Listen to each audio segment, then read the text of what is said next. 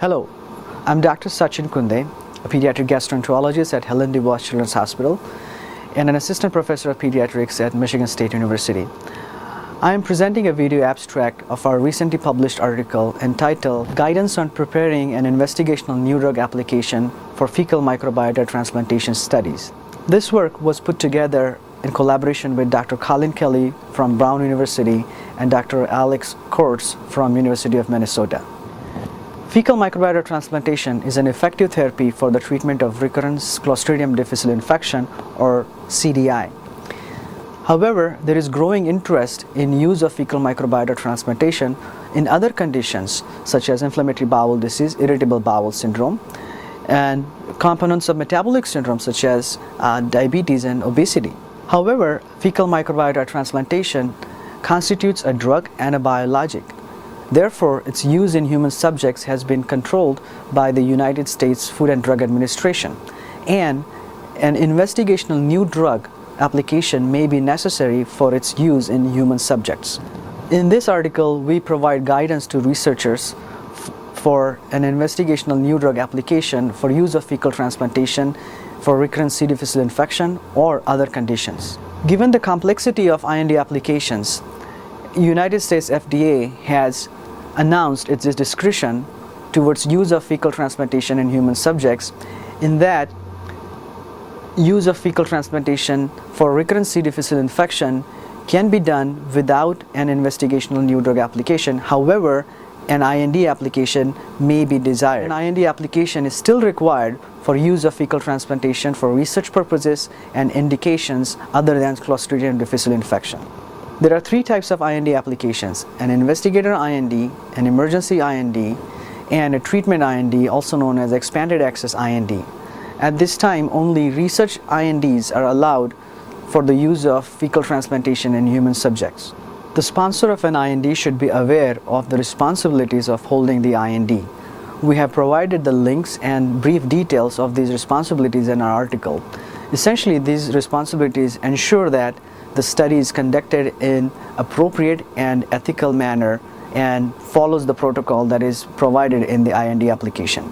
The elements of IND application include the name of the product, which essentially is fecal microbiota transplantation or biologically active fecal material. IND application should also include the indication for the use of the proposed material. The dosage and route of administration should also be included, and that may change depending on the patient preference. A brief description of the background information should also be provided, indicating the reasons behind use of this therapy for a specific indication. The chemistry and manufacturing information of fecal transplantation will vary depending on the type of material we are using.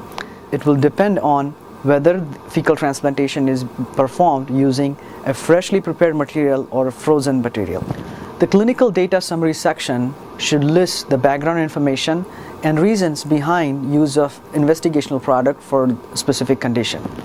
The protocol section should detail the use of fecal transplantation protocol for a specific indication.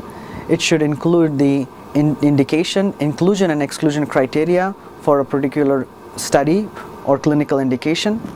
An appropriate donor screening method should be listed.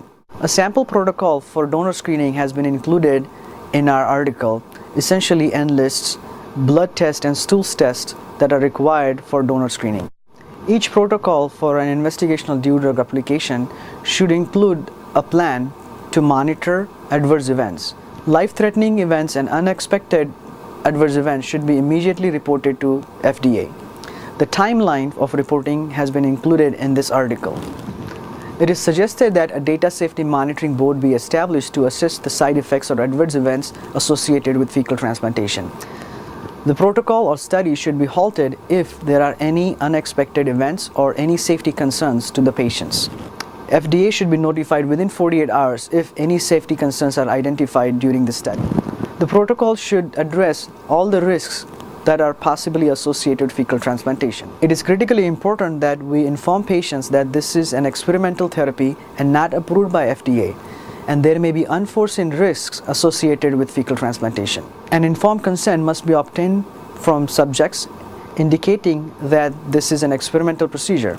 In case of children, the guardians or parents should provide an informed consent. Children who are able to give assents should provide an assent before this procedure. Each IND application should be accompanied by form number 1571 and form number 1572, which details the protocol.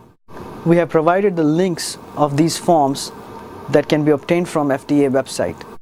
A local IRB approval should be obtained if fecal transplantation is performed under a research study. A case report form is necessary when data is collected under a clinical trial. We have included a sample case report form as an appendix in our article. An investigational brochure is necessary when fecal transplant is performed under an IND by an investigation other than the sponsor. In summary, the process of fecal transplantation and its indication are evolving rapidly. Each sponsor or investigator should develop his own protocol to apply in a specific target population. Our article provides a starting point for this process. Thank you.